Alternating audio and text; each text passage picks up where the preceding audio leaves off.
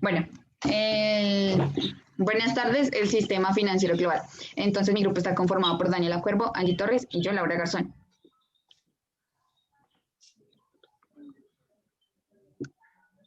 El sistema financiero global. Este es un marco mundial de acuerdos legales, instituciones y agentes económicos, tanto formales como informales, que pues está formado por un conjunto de flujos que ayudan a que la inversión y el financiamiento comercial.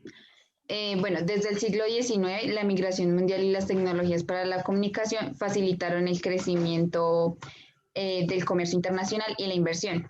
A comienzo de la Primera Guerra Mundial, el comercio se contrajo como resultado, ya que las divisas se paralizaron y esto fue a causa de la liquidez del mercado monetario. Bueno, los países intentaban defenderse de esta crisis con las políticas proteccionistas y el comercio se detuvo en 1933.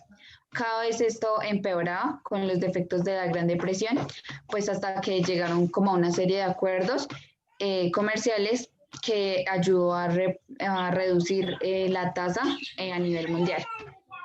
Bueno, con los esfuerzos que se hicieron en la Segunda Guerra Mundial, se ayudó a mejorar la estabilidad, promoviendo un crecimiento récord en las finanzas globales. Los años 70 hubo una devaluación de divisas y crisis petroleras, que pues la mayoría de las monedas en los países fluctuaron. En los años 80 y los 90 la economía mundial incrementó en su integración financiera y esto fue debido a la liberación de la cuenta del capital y la desregulación financiera. Bueno, la decisión pues de cada país de operar una economía abierta y globalizar su capital financiero llevó a implicaciones monetarias reflejadas en una balanza de pagos. Y tanto pues los individuos como los grupos que participaban en este sistema financiero, los consumidores y los negocios internacionales se encargaban del consumo, de la producción y de la inversión. Bueno, los cuerpos gubernamentales e intergubernamentales actúan como los promotores del comercio internacional y el desarrollo económico y la gestión de crisis. Los cuerpos regulatorios establecen las regulaciones financieras y los procedimientos regulares, mientras que los cuerpos independientes facilitan la supervisión de la industria.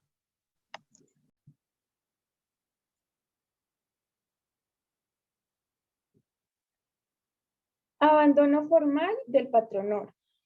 Fue un cambio que hicieron algunos países de papel moneda por los lingotes de oro. El patrón oro fue establecido en 1821. El primer país que inició fue Reino Unido y luego países como Francia, Alemania, Estados Unidos y Rusia que se unieron al patrón oro solo por la aceptación internacional.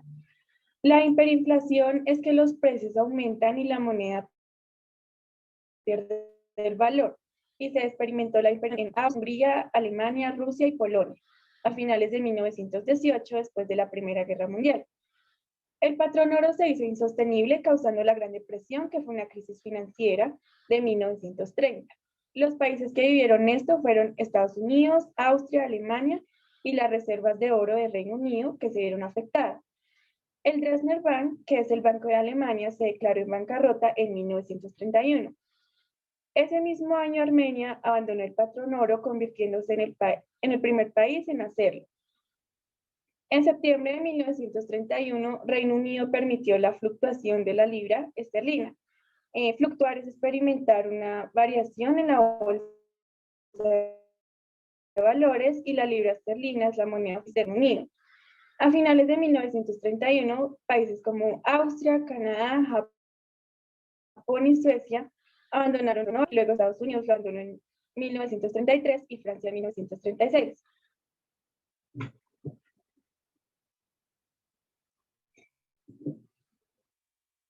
Liberación del comercio en Estados Unidos.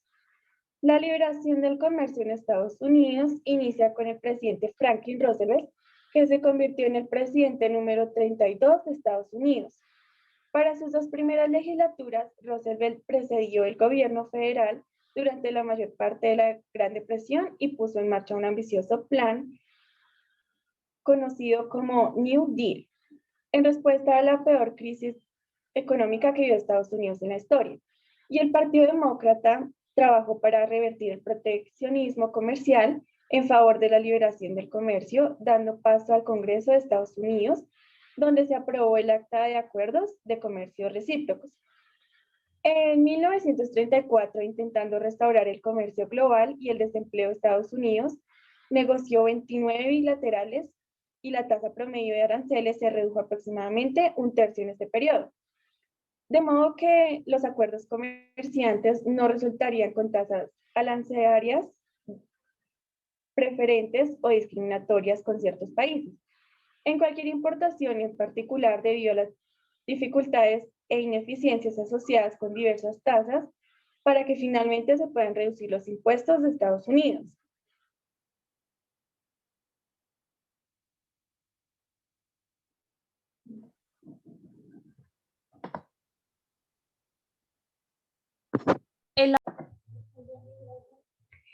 El auge del orden financiero es una reunión realizada por delegados de diferentes estados para una conferencia monetaria y financiera de las Naciones Unidas. Algunos obstáculos para mantener el patrón oro fue la inestabilidad del mercado, ya que las naciones, en lugar de mantener tasas fijas, decidieron vincular sus monedas con el dólar estadounidense. La vinculación permitía mayor estabilidad del tipo de cambio de transacciones. Para esto promovió la inversión extranjera de un acuerdo muy importante y fue la creación de dos instituciones financieras, el Fondo Monetario Internacional FMI y el Banco Internacional de Reconstrucción y Fomento. Esto fue implementado para la operación de asuntos monetarios internacionales, asistencia técnica a sus miembros y préstamos de emergencia.